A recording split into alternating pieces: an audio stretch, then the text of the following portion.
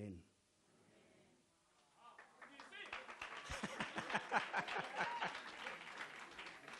I've never had people clap for me for praying. I guess it was part of my job, so I'm not used to it. So that's very unique.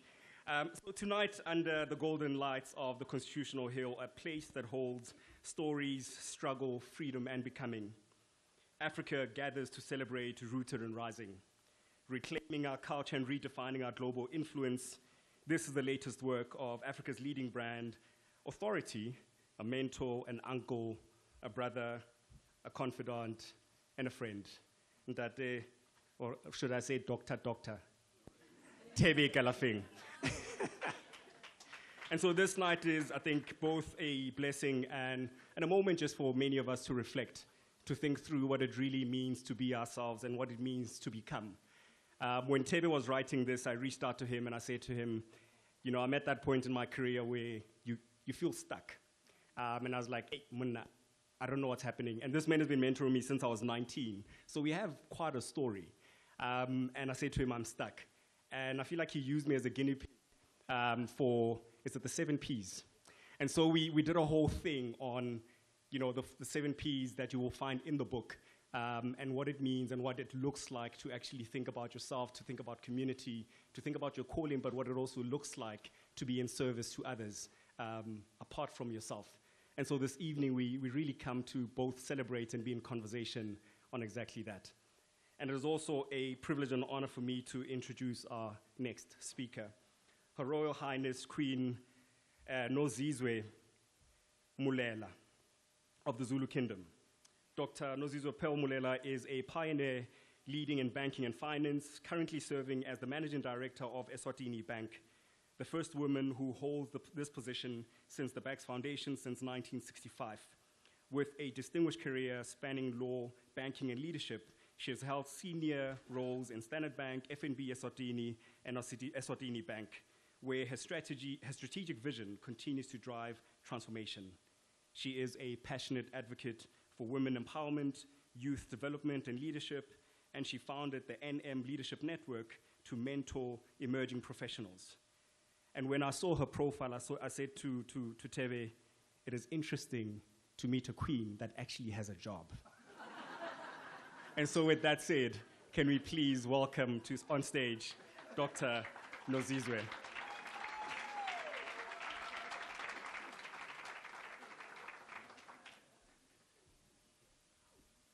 This is a different queen.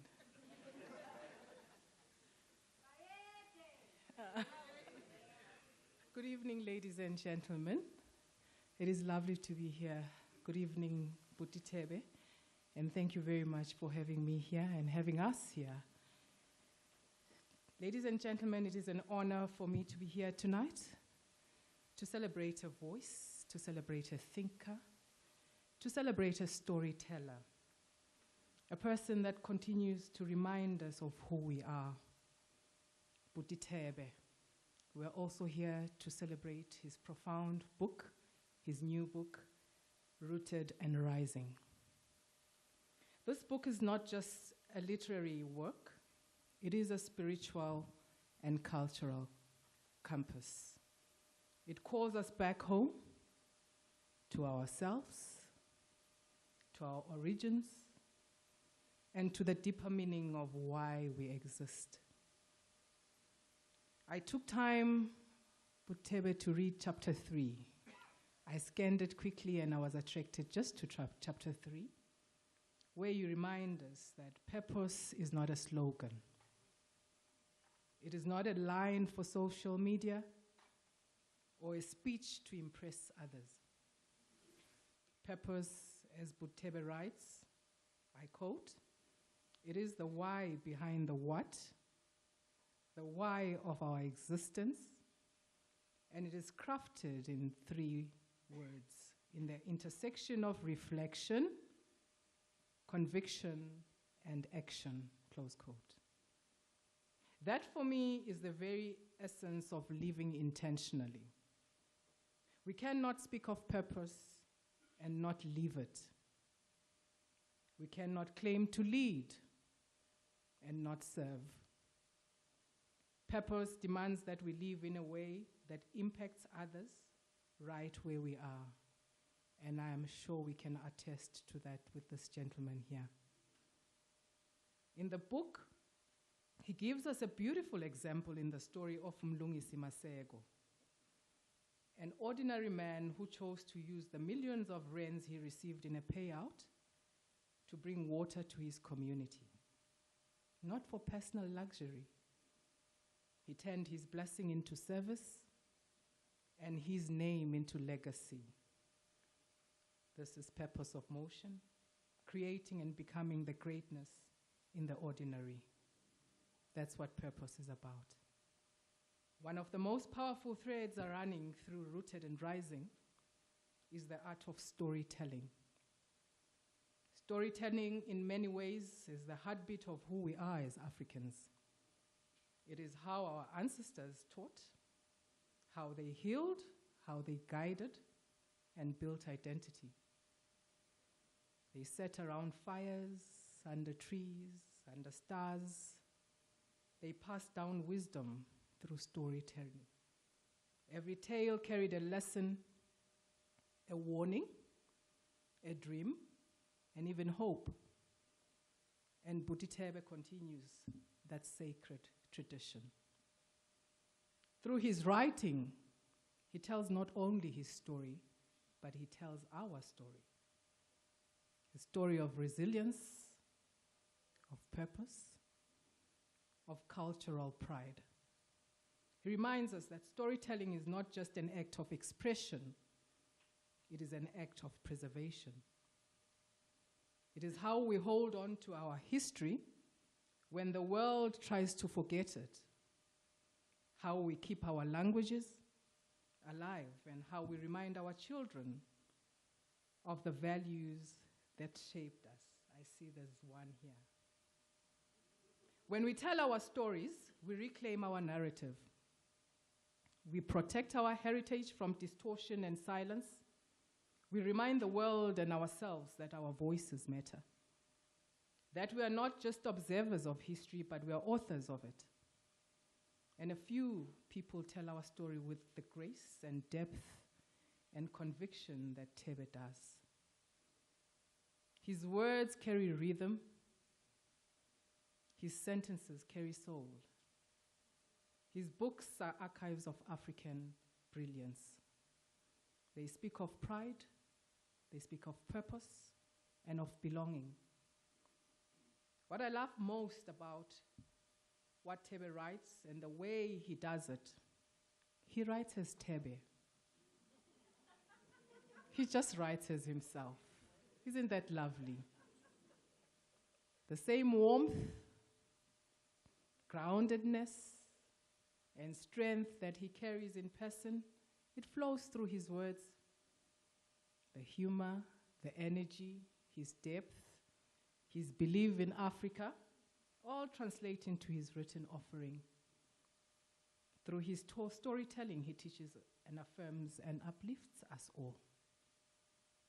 And this now leads us to one of the book's deepest lessons, staying rooted. To be rooted is to remain anchored in what makes us who we are. That is our culture, our heritage, our values, and our identity. Because when we lose our roots, we lose our rhythm. When we forget where we come from, we begin to drift. In every culture, our ancestors understood that roots are sacred. They are what keeps the tree standing tall through storms. So this book calls us back to that kind of wisdom, to stay grounded in our traditions, in our languages, in our communities, and in our sense of belonging. To rise without roots is to risk being blown away by every wind. But to rise with roots is legacy. The greatest gift we can give to those who come after us is to remain anchored in who we are, even as we grow and as we evolve. As someone who believes deeply in purpose, intentionality, and servant leadership, I am moved by how Rooted and Rising reminds us that leadership begins within. It begins with knowing who you are and refusing to be separated from that truth, no matter how high you climb, and having the humility to return to your truth should you ever drift away from it. But Thebe, thank you for reminding us that purpose is lived, that culture is not a costume, but a compass, that storytelling is not just art, but it's legacy. It is how we keep our memories alive, how we connect generations, and how we build a collective identity that cannot be erased. You have told your story, and in doing so, you have told ours. So congratulations on this powerful contribution. May this book continue to remind generations to come that our rise means nothing if it is not rooted in who we are, and that our stories, told in our voices, are the seeds of legacy. So, ladies and gentlemen, here's to a successful launch and the impactful conversations that are yet to follow. Thank you very much.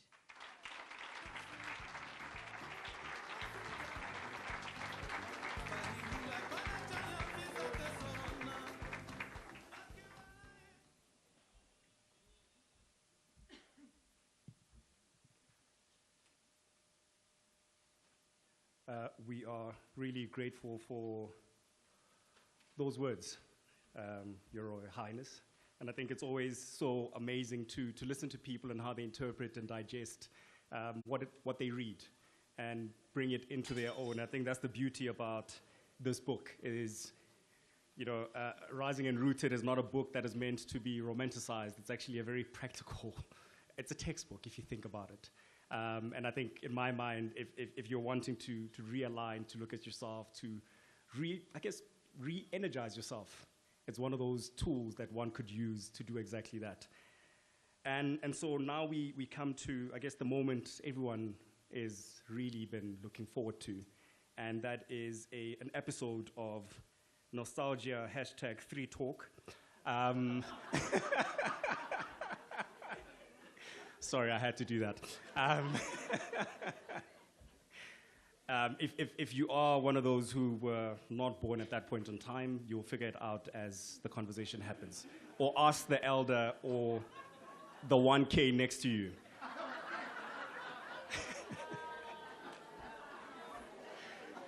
So, ladies and gentlemen, it is truly an honor and a privilege to introduce a woman that I think many of us grew up watching, listening to, and admiring.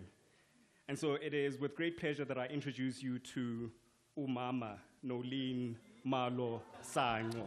I have to do that. I had to do that.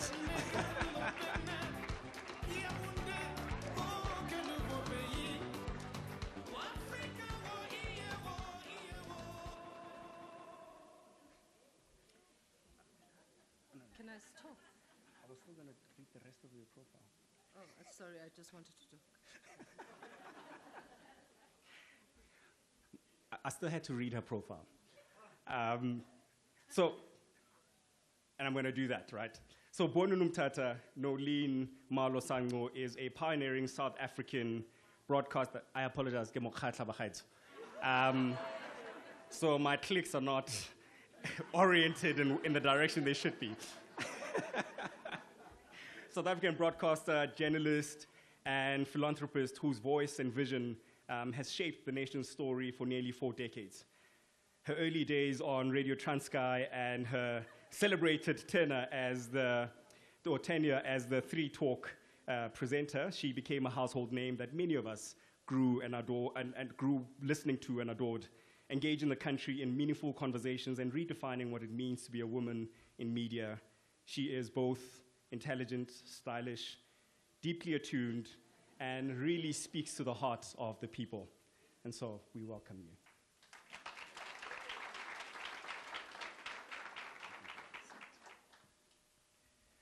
And it now to introduce the man of the moment. He's saying to me, keep it short. I'm not going to read Thebe's profile because I think everyone that is here knows exactly what he's been up to for the past few years of his life. But I think for me, Thebe is really more than just a name in branding. He's a force for change, a voice, a mirror, and a movement through which Africa sees its worth, tells its story, and reclaims its place and space in the world.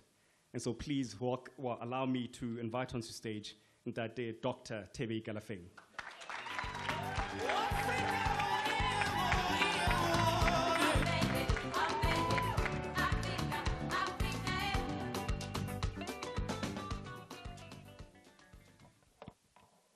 Thank you so much for that wonderful introduction.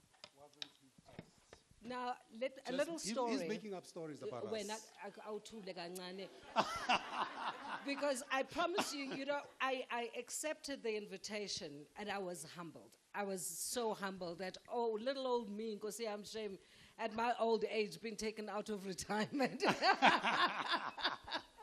Menolene, how I hate this. So the gentleman sitting behind me was like, how Menolene? And I'm like, Kosiam, have I reached?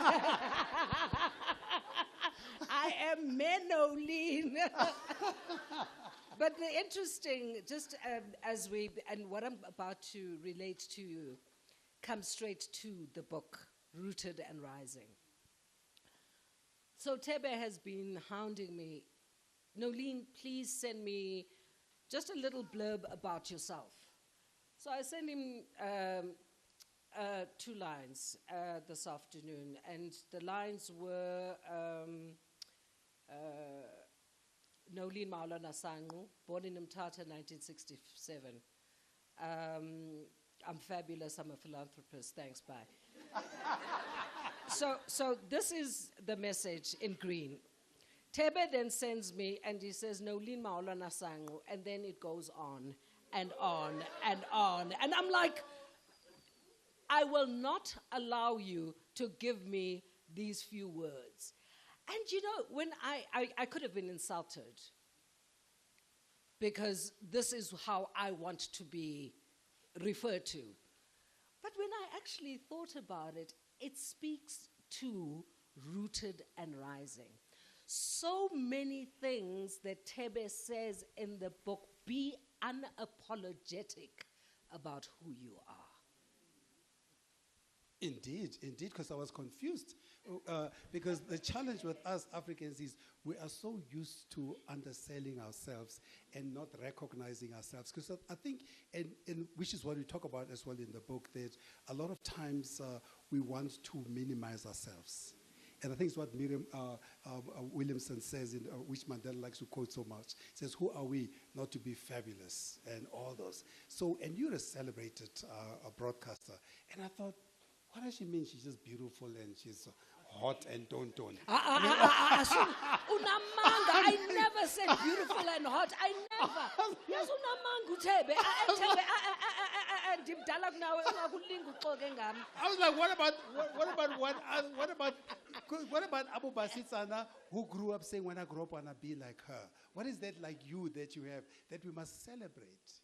It's very, But also, by the way, the other thing I was going to say, it's a very African thing. It's also one of the reasons why we are where we are a lot of the times. Because everybody else comes to our countries and see our value and extracts it and celebrates it. But Tina, among us, we understand. Why do we do that? And don't ask me that question because I'm not going to answer you. Why do we think theoretically?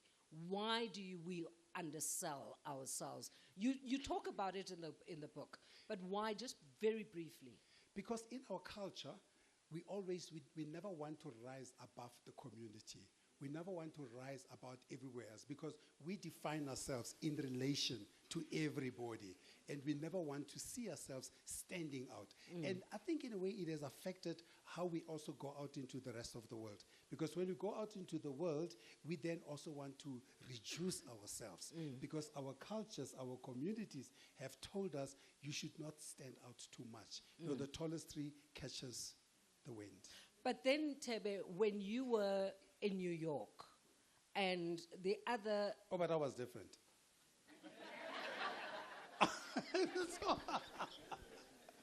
Anyway, you were saying. You know, very few people are able to shut me up. He's one of them. You say that we don't, as a people, we don't want to stand out.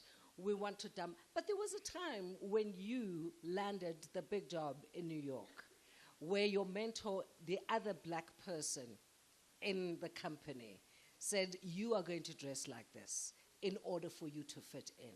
So you did that as well at the time. Of course, and I think I speak in the book about a double consciousness, which is that despite what I've said about us, our culture and all those, we still operate in a world that is both Western and colonially inspired, as well as cultural. So being in a New York environment, the idea that how do you fit in order to stand out? Yeah. So that the focus must be on who you are, not on what you look like. And of course there you have to fit in the look. I mean, at that time, we had to wear beautiful starched shirts, custom-made suits, and we just need to stand out. Yeah. That was how standing out looks like. But it worked for America, because America was much more Western-oriented. Yeah. But of course, when you come back home, you then realize, but I'm not actually Western. And how do I stand out? How do I balance both? By being both African as well as African in a Western world, rather. How do we, as a people, start to, because you obviously, it took you decades to get to where you are. Oh, but don't make me that old now. But Thebe, it did. Nike was in? Kudala, long time ago. You're looking fabulous. Thank you. I'm going to take this Not bad outfit. for a 21-year-old. Yeah, no, not at all. I'm 25. You're 21.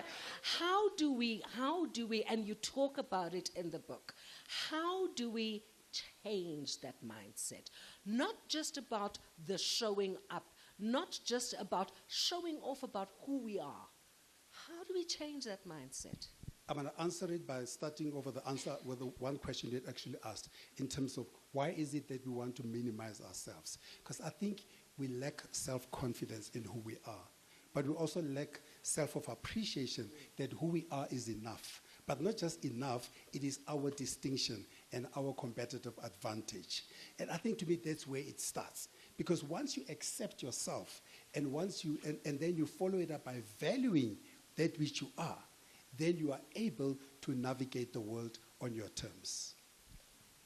The MC referred to Rooted and Rising as a textbook.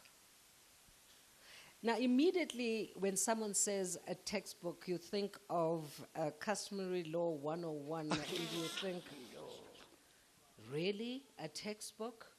How do you feel about that reference? It's quite interesting. So he came to my office, exactly as he said, and he said, hey, you know, I'm trying to navigate, you know, you can see he's a very suave priest. I mean, they don't make priests like this anymore. Because I grew up in a Catholic church, so you know the priests wear dresses. I think that's where they had to cover up everything. But this priest here has got hairs hanging. And it's quite fancy, right? So he came to my office, and then in our conversations, then I said, but I need to have a framework of how I speak to him. Something that he can take away to remember how to think about his transitions in life, both as a professional, but both and as a person as a professional. So he says it's a textbook because in many ways it is a manual. I look at it as a cultural manual more than anything. It's not, and I didn't want to write a book where you feel warm like when you pee yourself. And nobody sees you. I want to. Okay, that analogy. And hope that nobody catches you out. How often do you do that, Thebe? Apparently, it will kick in when I hit 80.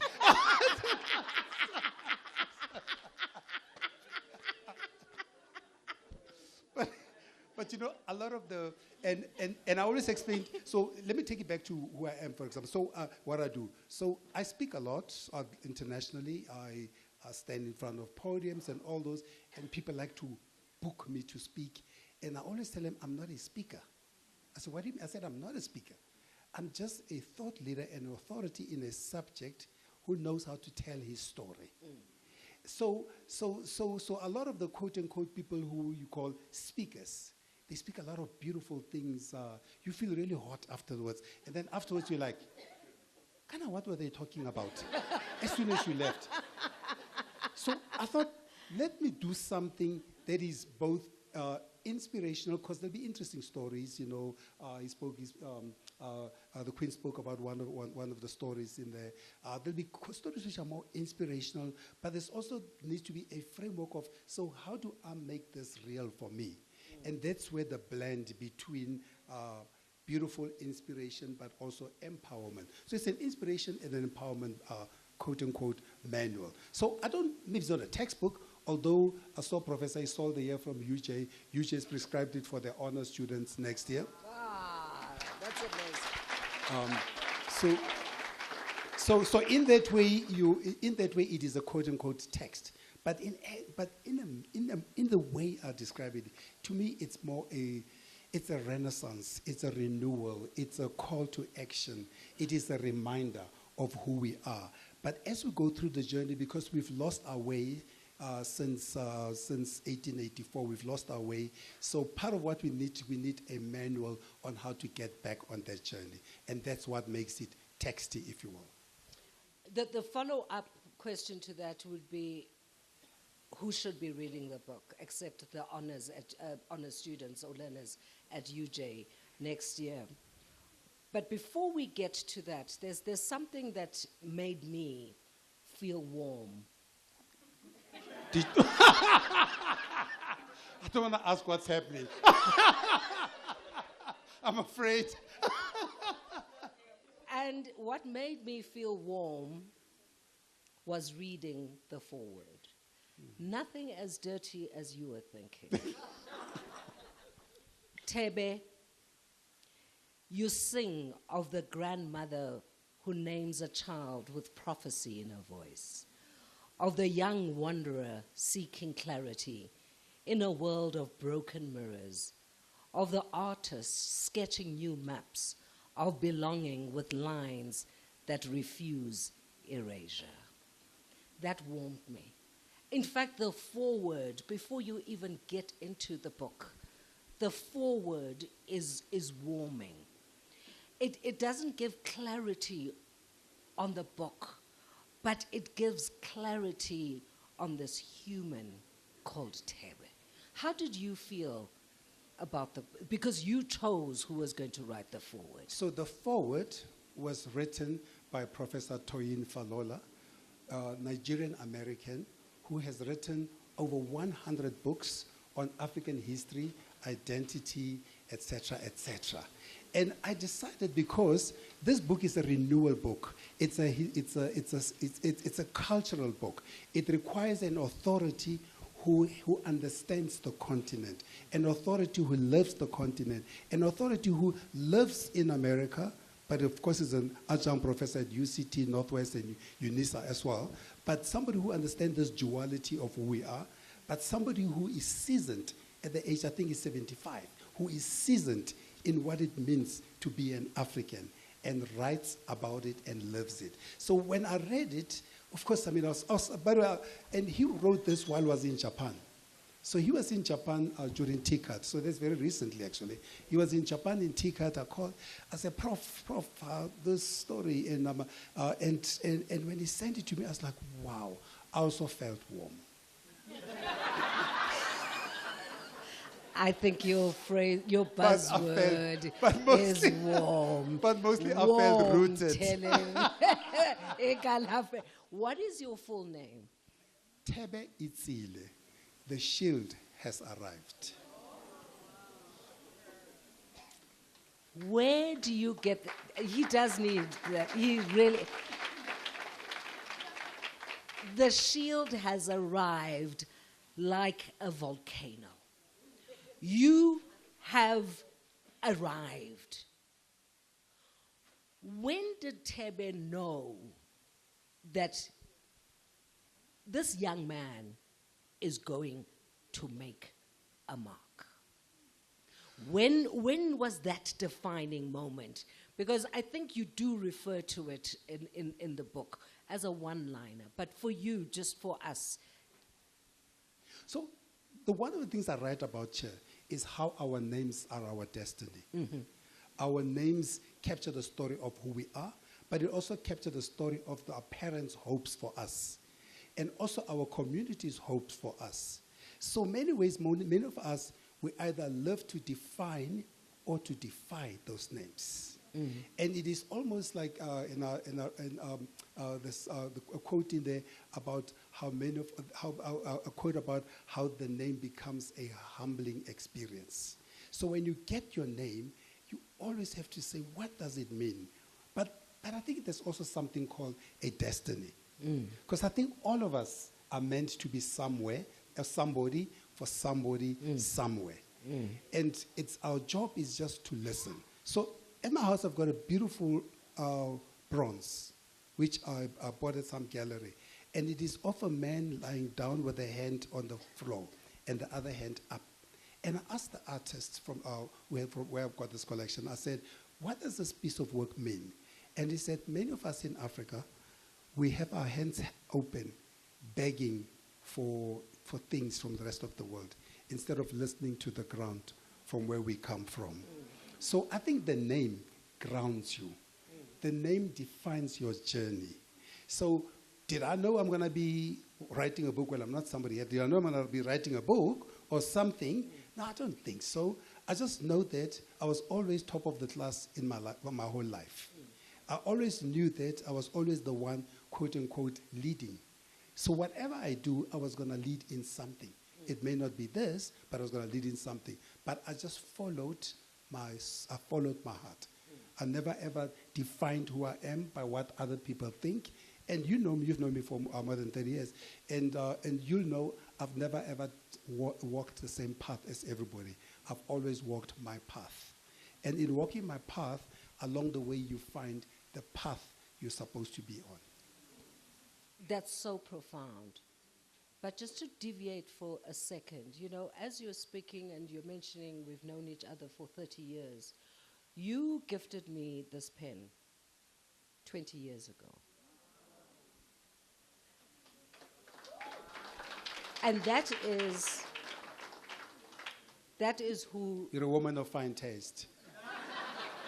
Now, the question is, because usually one gets paid for things like this, and he made it clear you are not getting paid. So, dude, top this. One fascinating, and this is not something, and I'll come back to who should be reading the book, but... Oh, yeah, I need to answer that, yes. No, I haven't asked it yet. She's a problem. One very interesting thing about the book is as you go through the book and then you're hit with a playlist. Every single chapter you are hit with a playlist, which I had the pleasure of indulging in as I was preparing for this interview. The most amazing experience, because you take your phone and there's Brenda Fassie, and you listen to Brenda Fassie, or you listen to Salif Keita, or you listen to Sanko Mota as you indulge in the book. You know, my feet are rising because I get so excited about it. And because it was an exciting experience for me, because this was the first time I've indulged in a book where simultaneously I was able to listen to music. Talk to us about that. Because our culture is not just our proverbs. Our culture is our music. Our culture is how we present ourselves. Our culture is our food. So I thought, let me create the book that speaks to a big enough part of our culture. And then for every chapter, the seven primary chapters inside the 7 piece, I thought, what playlist captures the essence of what we've talked about? What playlist speaks to people? What playlist speaks to the need to take time out? You know, I think the first song in the pause, well, that came to mind was "Take Time" by Canaan, and it's like, my goodness, these songs all remind me and remind me of who we are, and remind me of where we come from, but they also capture the song. Now remember, a lot of people. And every time I felt the hurt and I felt the giving getting me up off the wall, I'm just gonna take a minute and let it ride. I'm just gonna take a minute and let it breathe. I'm just gonna take a minute and let it ride. Right? I'm just gonna take a minute And I'm just going to take a minute, because, you know, where does Canaan come from? It comes from Somalia. Ethiopia, lives in Canada, and the story of him celebrating his mother, the need to take time out and reflect on where he comes from. And to me, that's what the book is about. The book is about our story. So the music also does just that. So if you listen to just a song, you probably get the essence of the chapter. If you read the chapter, you get the depth of the content. And if you go one step further, you are able to, in the harvest time, you are able now to reflect. So what does it mean for me? Higher and higher. Oh, my brother. So, you know, I came back to South Africa, home South Africa, 94. And when I came back to South Africa, I said, the one thing that reminds me of home of South Africa is Brenda Fassie. And I couldn't find her anywhere because Brenda was no longer the same. And she was living in Hillbrow. And Hillbrow was no longer the same place. I then said, let me go find my brother. And I think, I'm not sure they hear my friends. I said to some of my friends then, I said, I'm going to Dilos shortly. I said, Dilos, let's go to Islam. We are not going to Hillbrow. I said, what do you mean? When I was at Hillbrow, when I left South Africa, Hillbrow was a fine place. I said, what's the fight? He says, it's not the same. Do you know, I found Brenda Fassie, everybody knows she was 1.2 meters tall. I found Brenda on top of the shoulders of a Nigerian guy singing higher and higher. It was a reminder of home. But the song...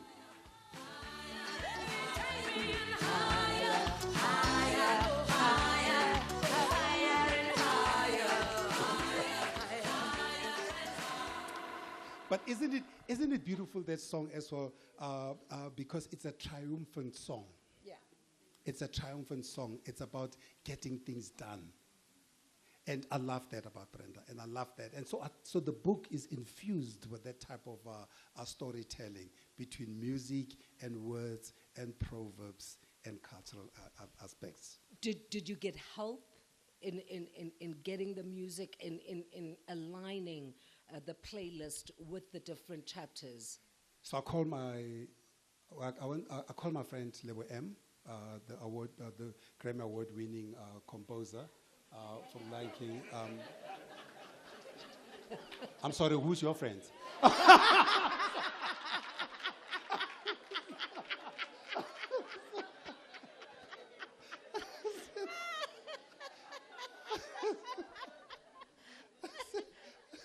Went to see him. Isn't it nice to have friends in high places? You know, I called my friend Lebu M. Well, that's what I'm going to be saying. You know, Thebe Ikalafeng, so I was leaving home today, and I'm leaving, and my children ask, where are you going? And I'm saying, I'm going to Uncle Thebe's launched. So the one Googles, he says, oh, this guy, you know him. And I'm like, yeah, he's my friend.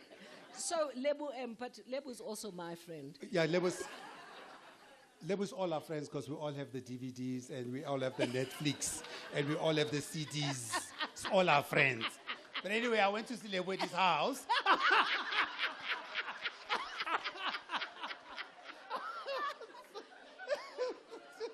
To go through the playlist. I said, you're not well. To go through the playlist in terms of the songs that I think are appropriate for the different things. And the thing with the playlist as well, it is all African and diaspora. Because it's a mixture, you know, you've got the Peter Tosches of the world, you've got people from North Africa, East Africa, Central Africa.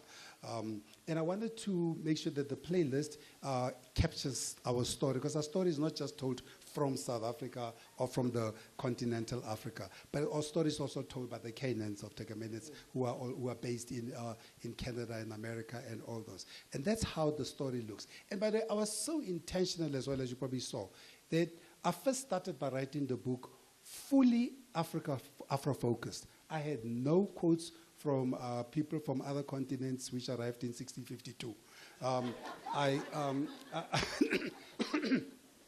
I wrote it fully from an African perspective. Then when I finished, then I was speaking to Kabelo, Reverend Kabelo, and they were speaking about this dual consciousness, about this idea we come to when it comes. Then I said, you know, I must actually honor that as well, because our culture has evolved. We are not just Africa from Africa, but we're Africa as well, inspired by the other cultures. But I wanted to find the African story everywhere. And because even when I travel outside of the continent, I first look for Africa in every country I get to. Very profound. Who do you, as this brilliant marketer, Well, who do you bounce things off? Who do you, when you've got this brilliant idea, rooted and rising, you know, I'm going to write this book because I need to write, even though a year ago I dropped one book, but I'm going to, and I'm traveling 1,000,000 miles an hour, and I'm doing interviews, and I'm at the yellow table, and I'm all over the place. When you quietly sit down and say, okay, Thebe, you've written this book, let me give it to someone as a sounding board. Because we can't know it all, as much as we like to think we do. And you, as this grounded man, you know that I need to, let me get someone else just to look at this. Not for reassurance. The one thing I've learned for myself, or I've been able to do for myself, is to take inspiration everywhere. Yeah. There is nobody too young, nobody too old, nobody too inexperienced. Matter of fact, Michael Kambai is 21, 22. He's in Morocco. His brother's here. Caleb, his father's here. Chris, they're Congolese. We must just check their passports.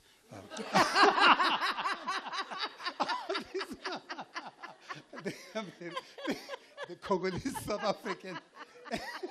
I'm teasing up Congolese South African. So, you know, I sat with Michael at 22 and Caleb in my patio, trying to figure out some of the words and the structures and how to think about it. So, you know, I'll take an inspiration for somebody 22 like that. Yeah. Then I'll go to somebody like Kabelo, who's doing his PhD in theology. I'll say, KB, where does this fit in? Then I'll speak to Will, Will has got too many doctorates. He's African American. You know, I'll go to Lerato next door. So all these people here had a say somehow. So I think this is, because this book is not my book. It's a collaborative story, because the story in there is not my story. It is our story. So, but every time, whatever I write, I will ask, whether it's my friend Gina in Kenya or his husband, Captain Kariuki next door, or okay, even the little one here. The little one here, Tato. You know, Tato, my godson Tato, Tato Mabuza. So I come to his house the other day. I say, hello, TM. He says, how you doing, TI? I was like,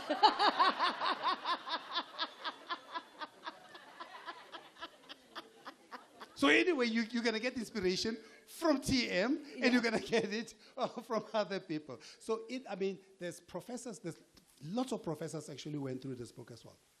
From UJ, from UNISA, Professor Isolde's here, she also went through the book. There's tons of people. I take inspiration everywhere because no one person knows everything. Yeah. But by accessing the knowledge around you, you become better and the product becomes better. The first question, one of the first questions I asked you was, do you agree that it's a textbook, that this book is a textbook or not? But the question is, or rather my observation, is that this is not the kind of book that you are going to be able to read from beginning to end in one sitting. No. Because this my impression. I had to read the book because I needed to do this. But I need to read the book. I need to go back because there are some uncomfortable questions the book asks. There are some uncomfortable, unsettling, self-introspective statements, comments, worksheets that you like, okay, I need a quiet space, a cup of tea, put my feet up, and actually really read the book. Okay, some people don't do cup of tea, but that's a different subject. Okay, glass of wine, whatever. Listen, Thebe, I had a mini stroke. I can't drink anymore, so which is a very big question. Well, you've never drank alcohol. No, I've never drunk. But my friends do. So one of us had to drive for them. Only Desmond and I don't drink among my friends. The rest are drunks, but we love them.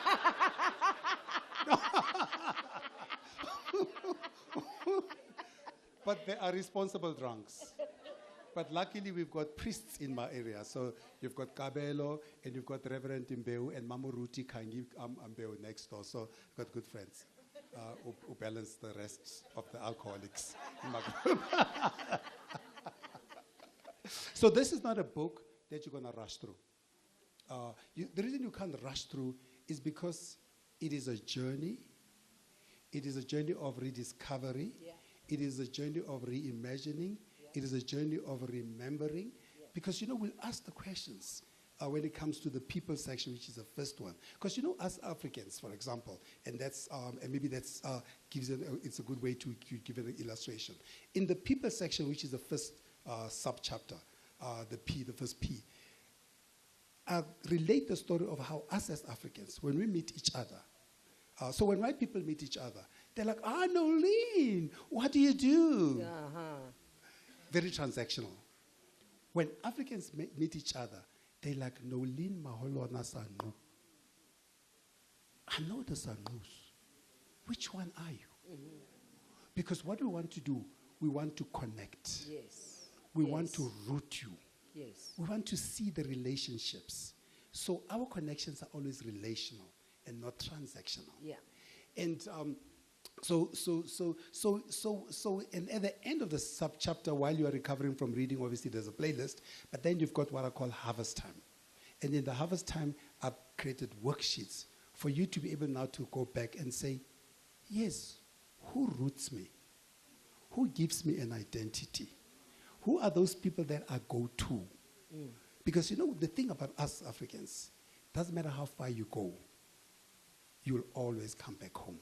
Mm. And that's why you always want to be buried at home. Mm. Like we'll all come to Joburg with the big houses and the fast cars. But when it's time, when the maker gives you an SMS, it's time now. You then start saying, I must go back. So now all of a sudden we need to do tar roads. Because you are very rich where you come from.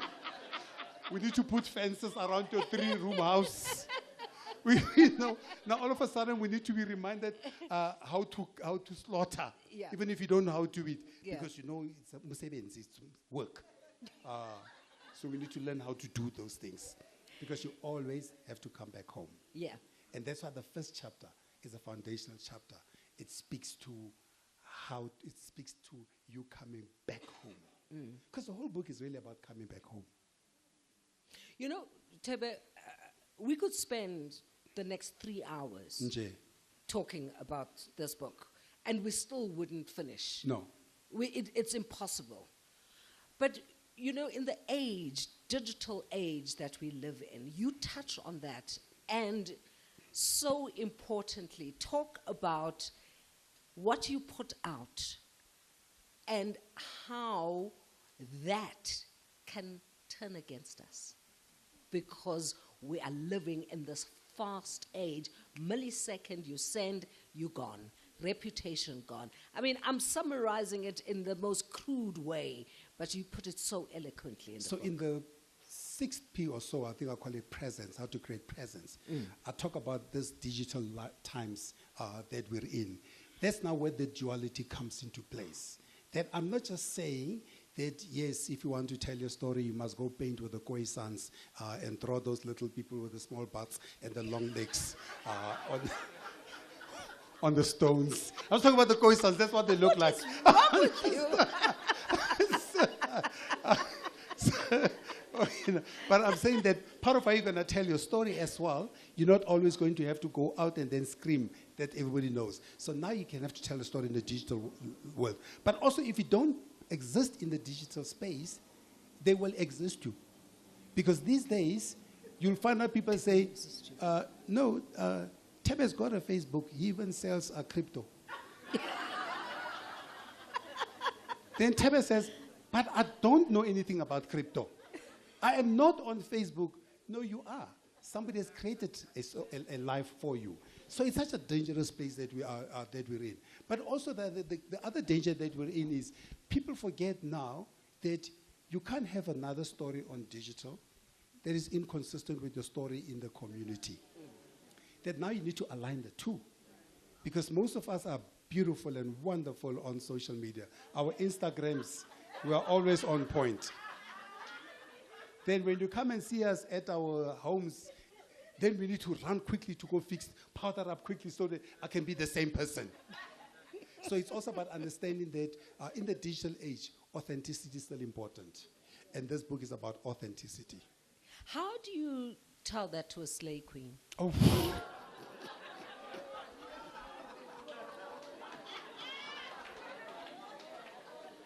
That just came out of my mouth. It was not part of the question.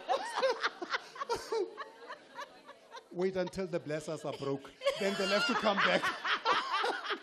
So you don't have to say much. They just have to go broke, or Mokotsi just has to shoot himself.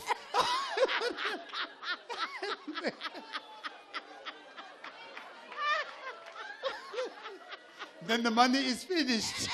And then you can't afford to go get Dolce and Gabbana and Balenciaga, all those people that we used to use to define who we are.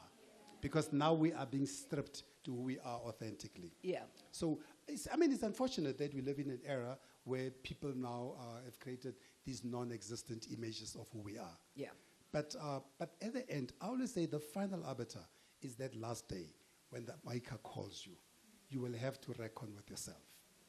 And when you go back, you know, like, there's this Nigerian guy. What's his? Bobrovsky, I think. I think there's that Nigerian guy. Bobrovsky's made up. He's a trans, right? Bobrovsky. And he's light complexion and puts on wigs and all those things. When he goes to the rural areas, you probably know, takes off the wigs, stands in the sun a little bit to darken, wears pants, because the father says, yeah, you are home. Here you have to be what we expect of people like you. So you will always come home, and home will always remind you who you are, despite what you're trying to tell of yourself outside there. Who should be reading this book? I think first it's us. It's a reminder of us, for us, of what makes us so special, what makes us so distinctive, what makes us so authentic. We should be reading it just to remember who we are, because who we are will always be there. So it's a reminder to us of who we are, so we should be reading the book. But I think, and Gina was telling me, I was in Kenya this weekend, and Gina was telling me, says, Thebe, you need to give it to this guy. That's like an English guy. I'm like, Gina, What's this English guy going to do with the book? So I said, what's he going to do with the book? And Gina says, he needs to read it to understand us. Because remember, we're living in that world. And in that world where we interact with different people, we need to understand each other. So this book is not just for us to remember who we are, and for those who know ourselves to deepen who we are, but for those we come across who don't know who we are, to reconnect with us, to understand us, so that we can be enriched in how we engage with each other. As we wind down, in the conclusion, for too long we've been conditioned to explain, justify, or downplay our Africanness as though it was something to be excused. But to be unapologetically African is not a fault. Do you know the beautiful thing in the conclusion which I deal with a couple of examples that we know. For example, the Afrikaans people. I think the Afrikaans people are probably the most progressive people in South Africa. And the reason they are progressive is because they are the one people who have curated and protected their culture. And they have deepened it. They've started academia, university, they've started multiple industries, and they speak their language, and they are the only people in this country who can go from crash to PhD speaking their language. The rest of us you know, I mean, sorry, I don't want to point the 100 people I saw who've got children, and that, oh, my child doesn't speak English. I said, so too sorry. Just have to speak English. Then I remind them, I said, but how did you grow up? Because we grew up speaking the other language. And English was just the bonus. So what did Ghana, and hopefully it's correct, but I saw something that Ghana has now legislated that all primary education will be first in the indigenous language. Just like how we grew up. The fact that I can speak English like a black person, or like my friend Barry Maluleke said. Barry is my only Tsonga friend. I don't know any other Tsongas. And Barry speaks English in Tsonga because he learned English in Tsonga.